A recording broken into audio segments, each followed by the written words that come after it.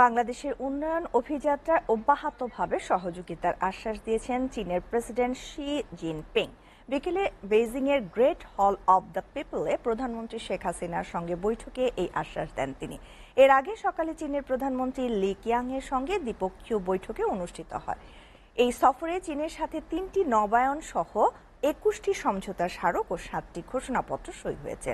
দুই দেশের প্রধানমন্ত্রীর উপস্থিতিতে এই আনুষ্ঠানিকতা সম্পন্ন হয়। এছাড়া ঢাকাকে ১ বিলিয়ন চীনা মুদ্রা সহযোগিতার আশ্বাস দিয়েছে বেইজিং। এসকে সৌরভের প্রতিবেদন। বুধবার স্থানীয় সময় বিকেলে বেইজিংয়ের গ্রেট হল অব দ্য পিপলে চীনের প্রেসিডেন্ট শি জিনপিং এর সাথে বৈঠক করেন প্রধানমন্ত্রী শেখ হাসিনা। বৈঠকে দুদেশের স্বার্থ সংশ্লিষ্ট আঞ্চলিক ও আন্তর্জাতিক বিষয় নিয়ে আলোচনা করেন তারা।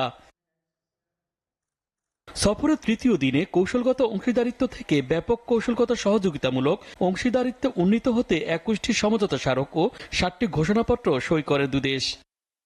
গ্রেট হল অব দ্য পিপলে প্রধানমন্ত্রী শেখ হাসিনা ও চীনের প্রধানমন্ত্রী লি কিয়াংয়ের উপস্থিতিতে দুদেশের মধ্যে অর্থনৈতিক ও ব্যাংকিং খাতে সহযোগিতা, বাণিজ্য ও বিনিয়োগ, ডিজিটাল অর্থনীতি, অবকাঠামোগত উন্নয়ন, দুর্যোগ ব্যবস্থাপনা সহায়তা, ষষ্ঠ ও নবম বাংলাদেশ চীন মৈত্রী সেতু নির্মাণ, বাংলাদেশ থেকে কৃষিপণ্য রপ্তানি এবং জনগণের মধ্যে যোগাযোগের বিষয়ে সমঝোতা স্মারক সই হয়।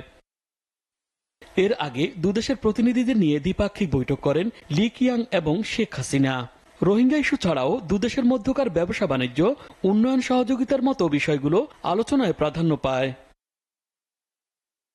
প্রধানমন্ত্রী শেখ হাসিনা সকালে গ্রেট হল অব দ্য পিপলে পৌঁছালে তাকে লাল গালিচার সংবর্ধনা দেওয়া হয়। স্বাগত জানান চীনের প্রধানমন্ত্রী লি কিয়াং।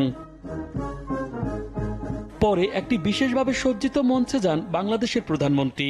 এ সময় রাষ্ট্রীয় অতিথিকে গার্ড অব অনার প্রদান করে চীনা সশস্ত্র বাহিনীর একটি চৌকস দল। বাজানো হয় দুদেশের জাতীয় সঙ্গীত। সালাম গ্রহণ ও গার্ড পরিদর্শন করেন শেখ হাসিনা। তার সম্মানে গান স্যালুট জানানো হয়। অনুষ্ঠানে উভয় প্রধানমন্ত্রী নিজ নিজ প্রতিনিধি দলের সদস্যদের পরিচয় করিয়ে দেন।